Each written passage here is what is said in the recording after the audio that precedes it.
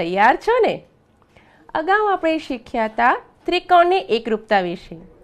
આજે આપણે શીખવાનું છે ત્રિકોણની એકરૂપતા માટેની શરતો. મિત્રો, આપણા રોજિંદા જીવનમાં આપણે ત્રિકોણની પેટર્નનો ઉપયોગ કરતા હોઈએ છીએ. આપણે આપણા રોજિંદા જીવનમાં વારંવાર ત્રિકોણાકાર વસ્તુઓ અને પેટર્નનો ઉપયોગ કરીએ છીએ. આથી બે ત્રિકોણાકાર ક્યારે એકરૂપ થાય છે એ શોધવું ઘણું લાભદાયી છે. મિત્રો, જો આપણે આપણી નોટબુકમાં બે ત્રિકોણ દોર્યા હોય અને તેને એકરૂપતા ચકાસવી હોય તો દરેક વખતે આ બંને ત્રિકોણાકાર કાપી અને તેને ઓવરલેપ કરીને ચકાસવું એ શક્ય નથી. ત્રિકોણની એકરૂપતા ચકાસવા માટે અમુક ચોક્કસ માપ હોવા જરૂરી છે. તો ચાલો આપણે ત્રિકોણની એકરૂપતા માટેની શરતો જોઈએ. મિત્રો, ત્રિકોણની એકરૂપતા માટેની શરતો શીખતાની સાથે મારે તમને વાત કહેવી છે મારા વર્ગના બે તોફાની ટાબરિયાઓની. એકનું નામ છે અપ્પુ અને બીજાનું નામ છે ટપ્પુ. એ તમારા જેવો જ છે. તમારી જેમ જ એ ગમ્મત કરતાં કરતાં ગણિત શીખે છે. ચાલો એમને ગણિત ગમ્મત જોઈએ અને ત્રિકોણની એકરૂપતા વિશે શીખીએ. ત્રિકોણની એકરૂપતાની શરતો આ અપ્પુ અને ટપ્પુ સાથે શીખીએ.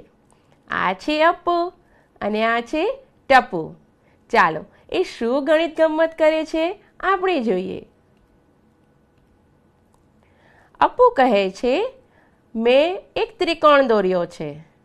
એ ત્રિકોણ છે ABC અને તેની એક બાજુનું માપ 5.5 સેન્ટીમીટરની છે.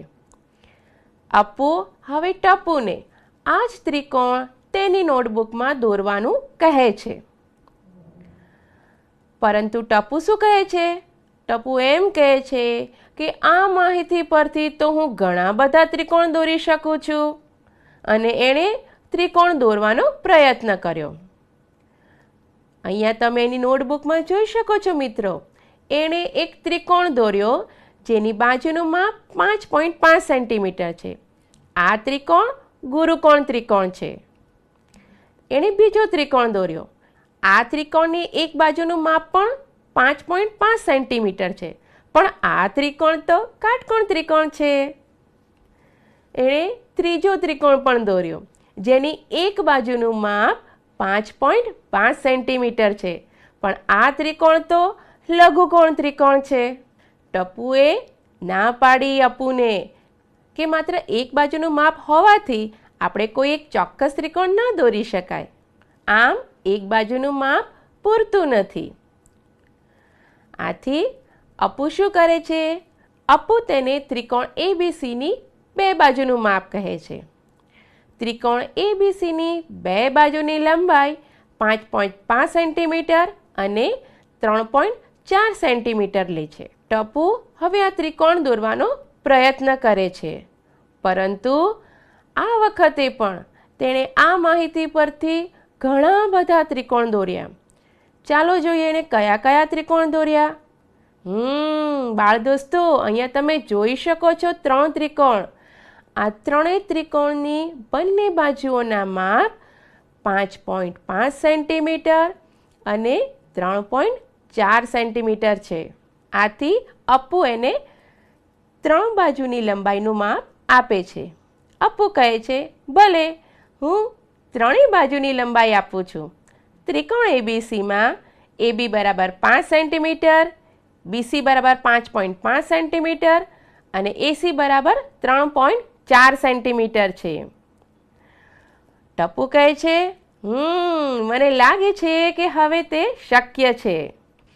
પરંતુ અહીંયા ટપ્પુએ સૌપ્રથમ કાચી આકૃતિ દોરી છે.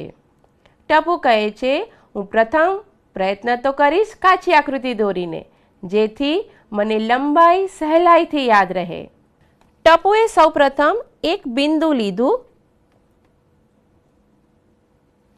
B.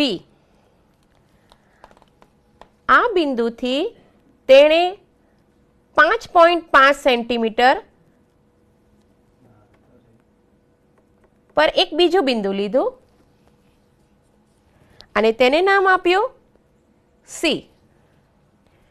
હવે બિંદુ બી અને સી ને જોડતો તેણે એક રેખાખંડ દોર્યો. હવે રેખાખંડ એબીનું માપ 5 સેન્ટીમીટર હોવાથી તેણે પરિકરથી 5 સેન્ટીમીટરનું માપ લીધું. હવે બીને કેન્દ્ર ગણી તેણે એક ચાપ દોર્યો. રેખાખંડ એસીની લંબાઈ 3.4 સેન્ટીમીટર છે. આથી એણે પરિકરથી 3.4નું માપ લીધું. હવે સીને કેન્દ્ર ગણી તેણે ફરી એક ચાપ દોર્યો. હવે આ બંને ચાપનું જે છેદ બિંદુ છે ત્યાં તેણે એ નામ આપ્યું. હવે બિંદુઓ એ બીને જોડતો એક રેખાખંડ એ બી દોર્યો. હવે બિંદુઓ એસીને જોડતો રેખાખંડ એસી દોર્યો. આમ અપુએ આપેલા માપથી ટપુએ ત્રિકોણ એબીસી દોર્યો. જોયું ને મિત્રો, અપુએ આપેલ 3 માપ પરથી ટપુએ ત્રિકોણ એબીસી દોરી નાખ્યો. હવે આ ત્રિકોણ પરથી આપણે એક અગત્યની બાબત શીખવાની છે અને તે છે ત્રિકોણની એકરૂપતા માટેની શરત. ટપુએ ત્રિકોણ એબીસી બનાવ્યો. આમ તેણે ત્રિકોણ એબીસીને એકરૂપ ત્રિકોણ દોરવા માટે 3 બાજુની લંબાઈના માપની જરૂર પડી. આમ આપણે કહી શકીએ કોઈ પણ ત્રિકોણને એકરૂપ ત્રિકોણ દોરવા માટે આપણે 3 બાજુની લંબાઈની માપની જરૂર પડે છે. આમ આ શરતને આપણે બાજુ બાજુ બાજુ શરત એટલે કે બા શરત કહીએ છીએ. હવે આપણે જોઈએ એકરૂપતાની બા શરત. જો આપેલી સંગતતા માટે એક ત્રિકોણની 3 બાજુ બીજા ત્રિકોણની અનુરૂપ બાજુ સાથે સરખી હોય તો તે ત્રિકોણો એકરૂપ છે. હવે આપણે એક ઉદાહરણ જોઈએ. ત્રિકોણ એબીસી અને ત્રિકોણ પીક્યુઆર માટે એબી બરાબર 3.5 સેન્ટીમીટર, પીસી બરાબર 7.1 સેન્ટીમીટર, એસી બરાબર 5 સેન્ટીમીટર, પીક્યુ બરાબર 7.1 સેન્ટીમીટર, ક્યુઆર બરાબર 5 સેન્ટીમીટર અને પીઆર બરાબર 3.5 સેન્ટીમીટર છે. આપણે ચકાસવાનું છે કે આ બંને ત્રિકોણ એકરૂપ છે કે નહીં, અને જો તે એકરૂપ હોય તો તેનો સંબંધ આપણે સંકેતમાં લખવાનો છે. મિત્રો, અહીં આપણી પાસે ત્રિકોણ એબીસી છે અને ત્રિકોણ પીક્યુઆર છે. અહીંયા આપણે જોઈએ એબી બરાબર પીઆર બરાબર 3.5 સેન્ટીમીટર છે, જ્યારે બીસી બરાબર પીક્યુ બરાબર 7.1 સેન્ટીમીટર છે અને એસી બરાબર ક્યુઆર બરાબર 5 સેન્ટીમીટર છે. આમ આ બંને ત્રિકોણના ત્રણેય બાજુઓના માપ સરખા છે.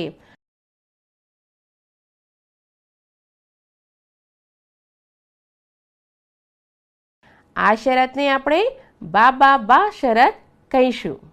મિત્રો, આપણે બા શરતનું એક ઉદાહરણ જોયું. ચાલો હવે બીજા ઉદાહરણ દ્વારા આ સંકલ્પના દ્રઢ કરીએ. ત્રિકોણ એબીડી અને ત્રિકોણ સીબીડીમાં સમાન અંગની 3 જોડ અહીંયા આપણે લખવાની છે. અહીંયા તમે જોઈ શકો છો આપણી પાસે 2 ત્રિકોણ છે, ત્રિકોણ એબીડી અને ત્રિકોણ સીબીડી.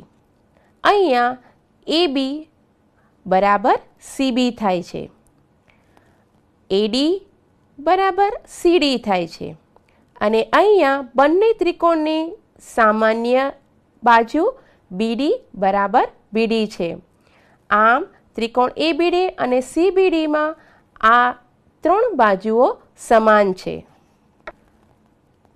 હવે આપણે એ ચકાસવાનું છે કે ત્રિકોણ એબીડી એકરૂપ ત્રિકોણ સીબીડી છે કે નહીં. જો છે તો શા માટે, જો નથી તો શા માટે નથી. અહીંયા આપણે જોઈએ, અહીંયા એબી બરાબર સીબી બાજુ છે, એડી બરાબર સીડી બાજુ છે, જ્યારે બીડી બાજુ બંને ત્રિકોણમાં સામાન્ય છે. આમ બા બા બા શરત એટલે કે બાજુ બાજુ બાજુ શરત પ્રમાણે ત્રિકોણ એબીડી એકરૂપ ત્રિકોણ સીબીડી છે. હવે આપણે ચકાસવાનું છે કે એબીસીને બીડી દુભાગે છે. જો દુભાગતું હોય તો આપણે તેને કારણ આપવાનું છે. બાલ દોસ્તો, અહીંયા તમે જોઈ શકો છો ખૂણો એ બી અને સી. આ ખૂણા એ બી સીને બીડી દુભાગે છે કે નહીં તે આપણે જોવાનું છે. હવે આપણે જોયું કે ત્રિકોણ એબીડી અને ત્રિકોણ સીબીડી આ બંને ત્રિકોણો એકરૂપ છે. આથી ખૂણા એબીડી અને ખૂણા સીબીડીનું માપ સમાન થાય. આ બંને ખૂણાઓના માપ એકરૂપ ત્રિકોણની શરત પ્રમાણે સમાન થાય છે. આમ ખૂણો એબીડી બરાબર ખૂણો સીબીડી, કારણ કે તેઓ એકરૂપ ત્રિકોણના સંગત અંગ છે. જેથી આપણે કહી શકીએ રેખાખંડ બીડી એ ખૂણા એબીસીને દુભાગે છે. મિત્રો, આજે આપણે શીખ્યા ત્રિકોણની એકરૂપતા માટેની બા શરત. હવે આપણે નવા એપિસોડમાં શીખીશું ત્રિકોણની એકરૂપતા માટેની નવી શરતો. ત્યાં સુધી શીખતા રહેજો અને ગણિત ગમ્મત કરતા રહેજો.